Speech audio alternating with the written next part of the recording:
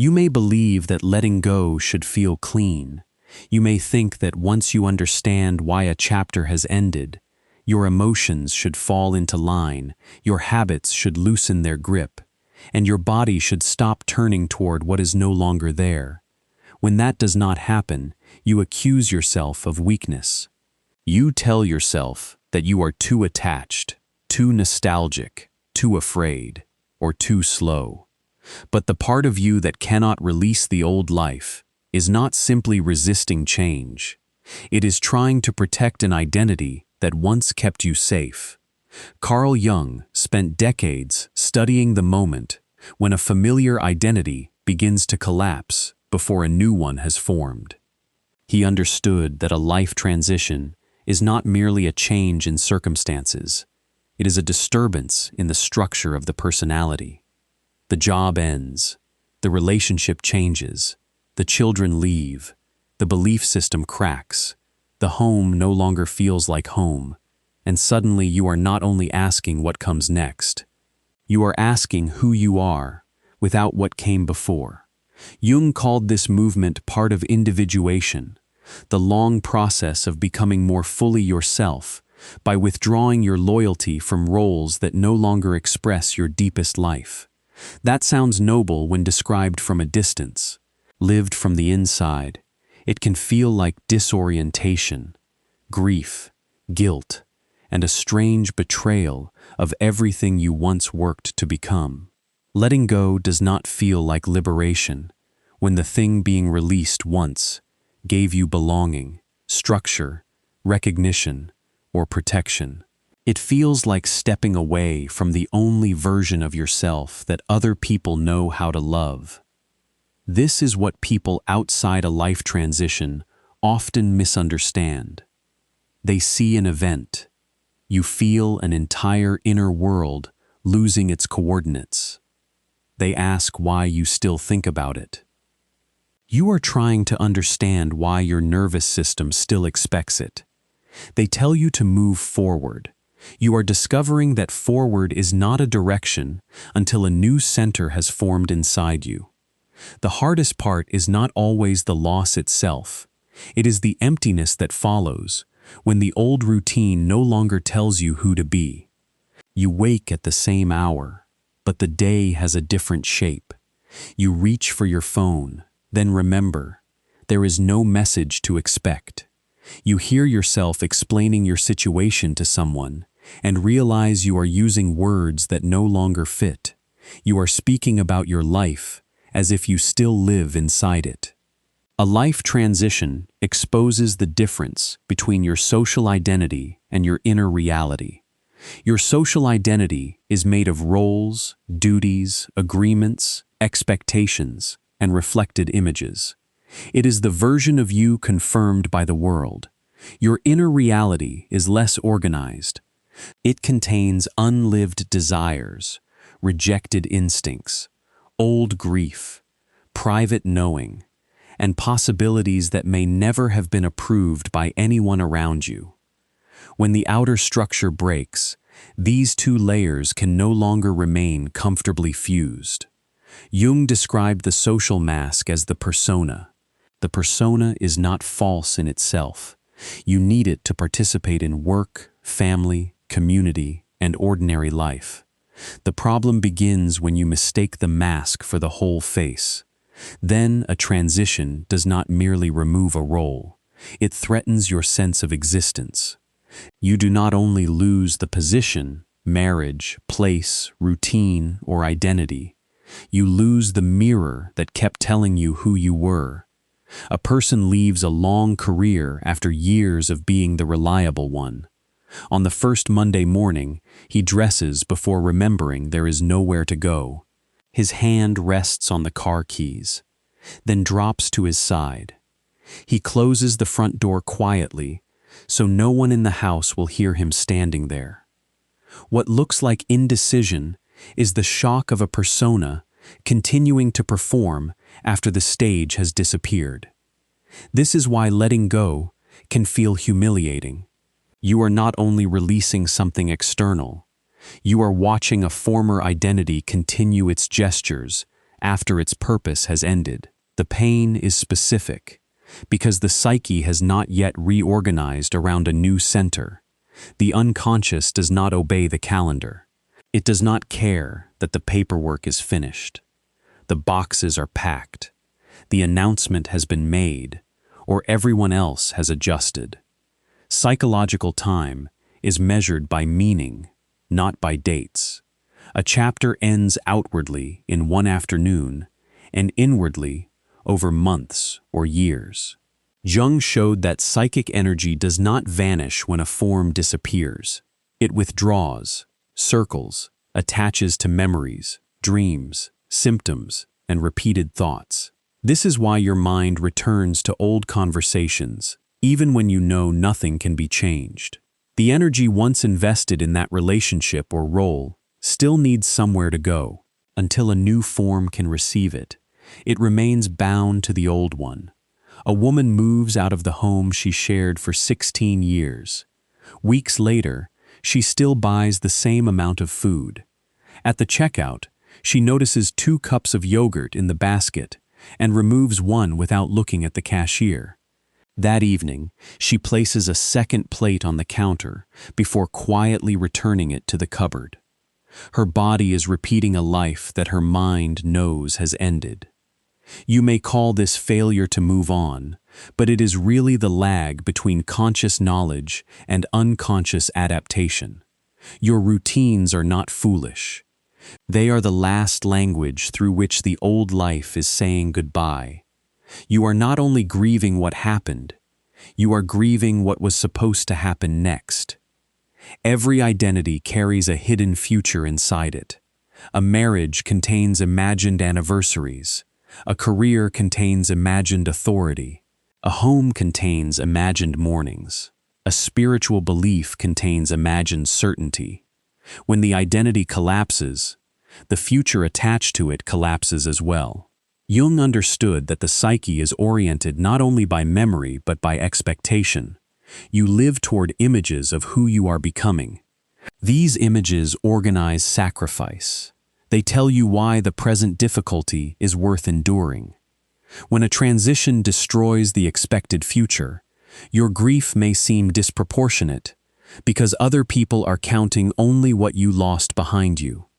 They cannot see the years ahead that vanished at the same time. A man receives a brief message saying the plan has changed and the move will not happen. He reads it twice, then opens the folder where he saved pictures of apartments in the new city. He does not cry. He simply closes the laptop and leaves the room light on all afternoon. Nothing visible has been taken from him, yet an entire imagined life has gone dark. This is why advice about being grateful for what remains can feel insulting. What hurts is not merely the absence of one outcome. It is the disappearance of the self you had already begun rehearsing. Your grief is carrying a future no one else ever saw. The old life may have been painful and still be difficult to release. This confuses you because you assume attachment proves something was good. It does not. Attachment often proves only that something was familiar, identity-giving, and psychologically organized. A painful structure can still feel safer than an unstructured freedom. Jung located this tension in the conflict between consciousness and the shadow. The conscious personality prefers a coherent story. It wants to believe that it stayed because it loved, worked because it chose, served because it believed, and endured because it was strong. The shadow may hold a more disturbing truth. You may also have stayed because you were afraid of being unknown, unsupported, ordinary, or alone. Letting go threatens to expose the motives you could avoid, while the old life remained intact. A person leaves a group that demanded loyalty at the cost of honesty. Months later, she still rereads old messages and wonders whether she overreacted. Her thumb pauses over the group chat, though she has already muted it. She misses the rituals, the inside jokes, the certainty of knowing where she stood. She does not miss being controlled, but she misses not having to define herself. You can know that something harmed you and still ache for the structure it provided. What you are calling contradiction is the psyche admitting that captivity and belonging were once woven together. Letting go often brings guilt before it brings relief. The old identity was not built alone. Other people invested in it. They praised you for it, depended on it, benefited from it, and arranged their expectations around it. When you change, you disturb more than your own routine.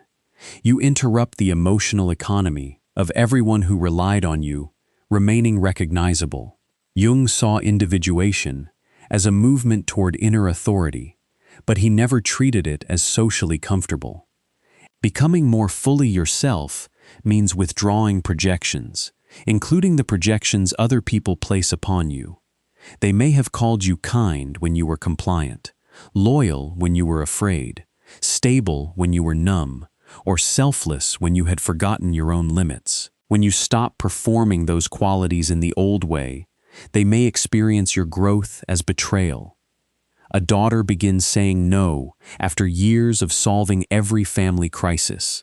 Her mother responds with silence instead of anger. At dinner, the daughter watches everyone speak around the empty space where her usual agreement should have been.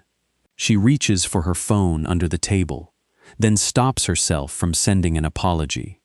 The guilt feels like proof that she has done something cruel, even though she has only refused to disappear. This is one of the loneliest parts of transition. You may lose approval before you gain self-trust. What you are calling selfishness may be the first sign that your life is no longer organized entirely around other people's comfort. The urge to explain yourself is often an attempt to avoid grief. You imagine that if everyone understands your decision, the letting go will become peaceful. You prepare careful sentences. You revise messages. You replay conversations. You search for the perfect account of what happened, hoping clarity will protect you from being misunderstood. Jung warned about the inflation of consciousness, the belief that enough explanation can control what belongs to the unconscious.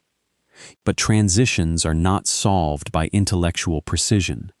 They involve instinct, timing, fear, symbolic death, and changes in value that you may not yet be able to justify. Sometimes your life knows it must move before your mind can produce a respectable argument. A man ends a partnership that has become empty. For weeks, he writes long drafts explaining every reason. He deletes them, rewrites them, and reads them aloud in the kitchen. When the conversation finally comes, the other person says only, "I do not agree." He realizes that no amount of accuracy can make the separation feel fair to everyone involved. You are allowed to reach the end of something before you can explain the entire meaning of its ending. What you are calling confusion may be the honest state of a psyche that has moved beyond an old form but has not yet translated the new one into language. Letting go reveals how much of your life was maintained by repetition rather than choice. As long as the pattern continued, you did not have to decide again. You simply woke, answered, returned, complied, prepared, visited, fixed, or waited. The repetition disguised itself as certainty. Jung understood habit as more than behavior. Repetition can protect consciousness from the anxiety of encounter. As long as you keep doing what you have always done, you do not have to meet the unknown parts of yourself that have been waiting outside the routine. A transition interrupts this defense. Suddenly, the afternoon is open. The weekend has no script. The phone stays silent, and your own unlived life enters the room. A retired man sits in the same chair each morning, with coffee balanced on the armrest.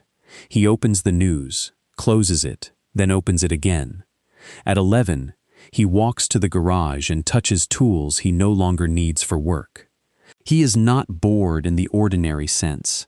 He is standing before time that no longer belongs to an employer and does not yet belong to him. What you are calling emptiness may be the first unclaimed space your psyche has had in years. It feels frightening because freedom arrives without instructions. The people who rush you to let go may be protecting themselves from what your transition reveals. Your uncertainty reminds them that their own identities are fragile. Your willingness to leave questions the compromises they have accepted. Your grief disturbs their belief that change can be managed neatly. Jung wrote about projection because human beings often encounter their own unconscious material in other people. When someone responds to your transition with impatience, ridicule, excessive advice, or moral judgment, they may be trying to silence something in themselves. Your life has become a screen for their fear of loss, failure, aging, solitude, or disobedience. A friend listens to you describe your uncertainty and immediately begins listing solutions. She tells you to travel, date, apply, move, join, start. When you say you are not ready, she becomes irritated and calls you negative.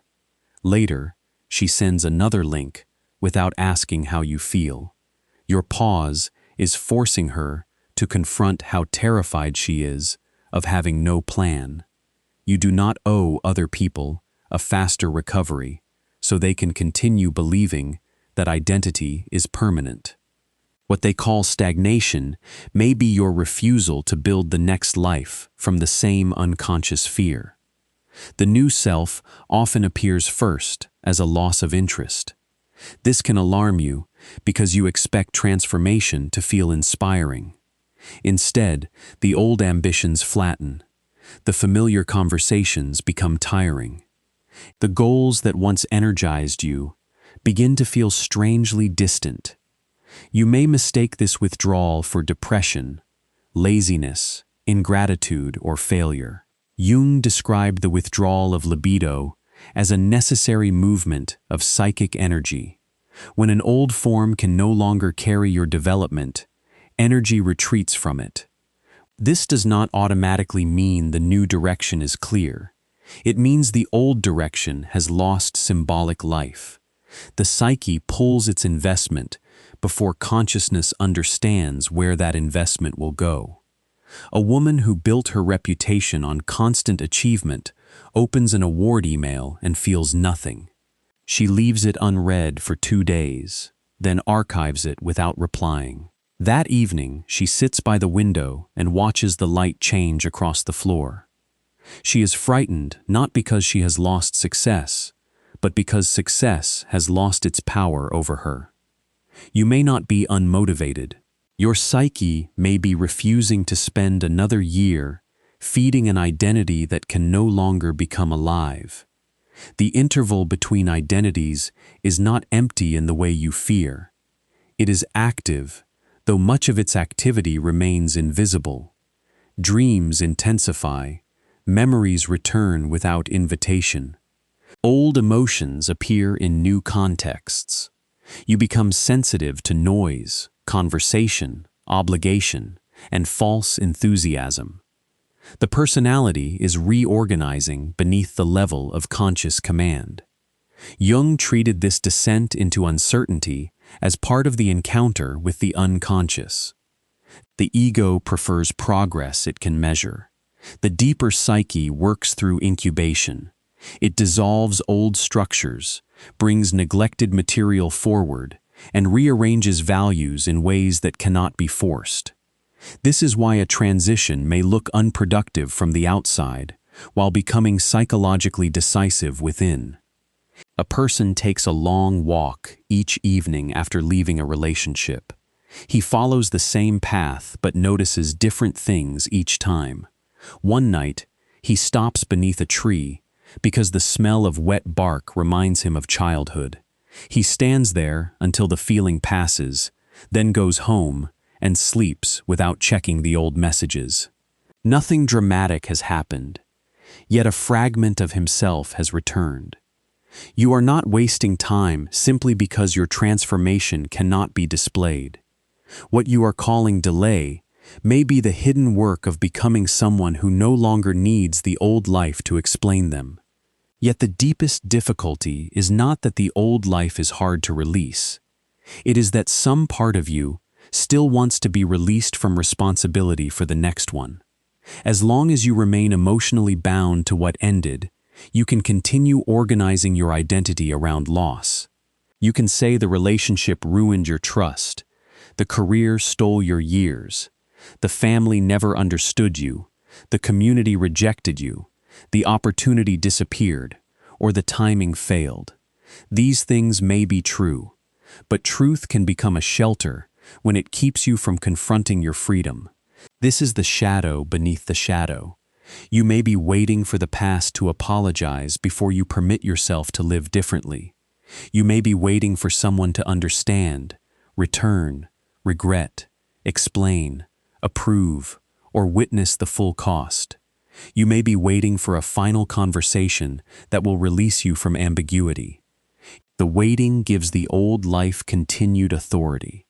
It allows what is gone to remain the hidden author of what comes next. Jung insisted that individuation requires the withdrawal of projection. This means you stop placing the missing parts of your life entirely in another person, institution, identity, or future event. You begin to reclaim the energy attached to them. But reclamation is painful because it removes the fantasy that your wholeness is being withheld somewhere outside you. You may discover that your anger toward the old role contains a buried desire to be recognized without having to ask. You may discover that your longing for the old relationship contains a longing to feel chosen. You may discover that your attachment to the old city contains a longing for a self who felt younger, more hopeful, or less responsible. You may discover that the thing you cannot let go of is not the thing itself. It is the quality of being you experienced around it. This discovery will cost you the comfort of a simple story. You will no longer be able to say only that something was taken from you. You will have to admit where you abandoned yourself before anyone else did. You will have to see the moments when you knew and remained silent, when you adapted and called it love, when you shrank and called it maturity, when you delayed and called it patience.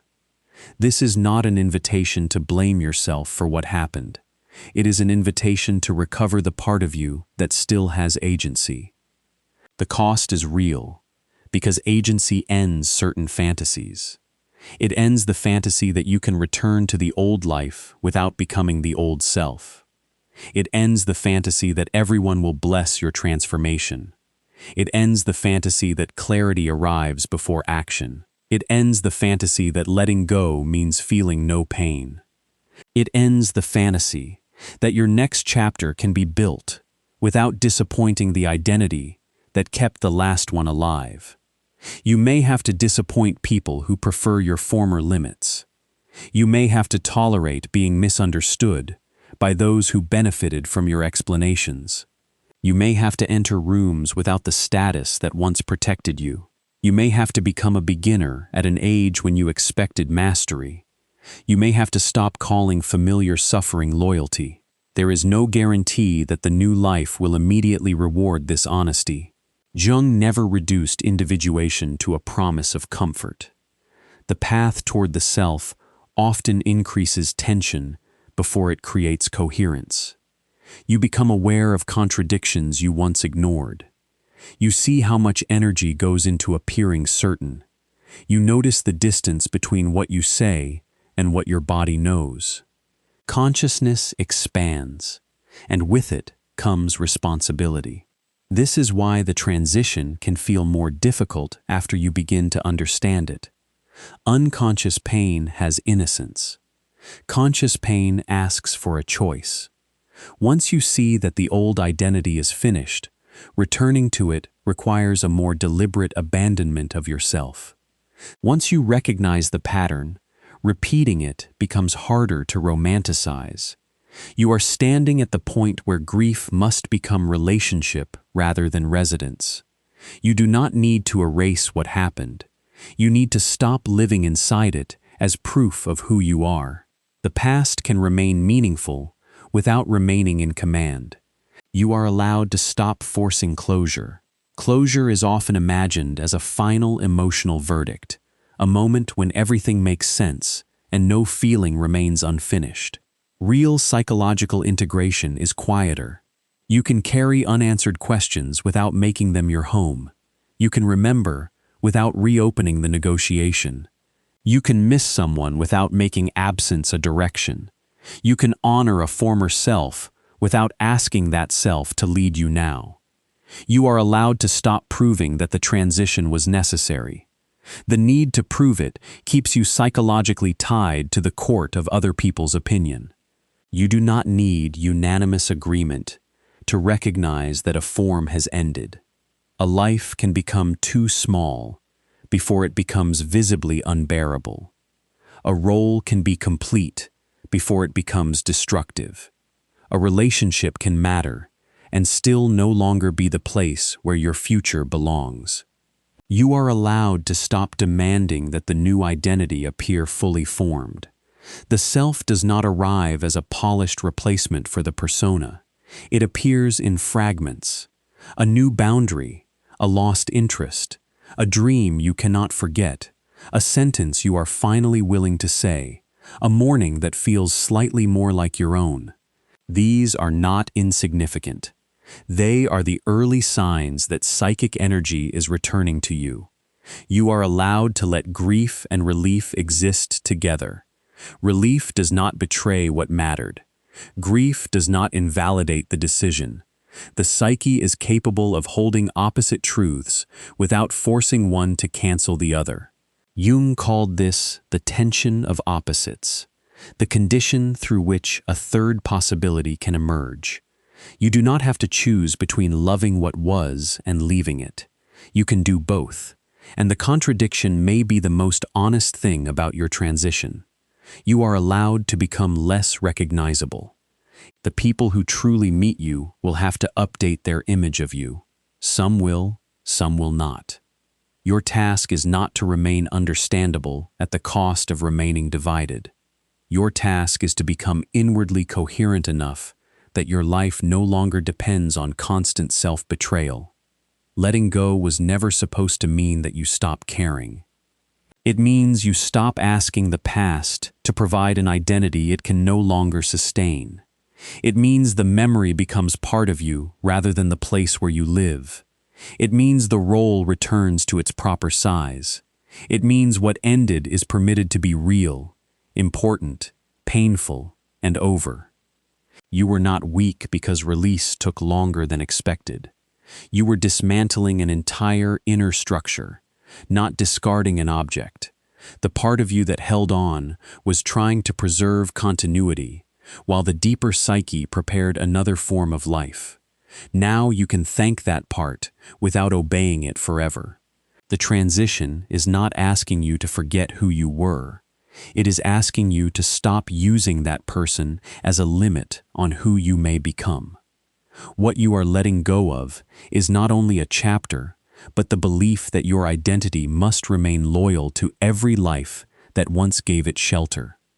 If this resonates, subscribe to The Waking Shadow, where you explore Jung's psychology for the moments when your old identity no longer fits and your new one has not yet fully arrived.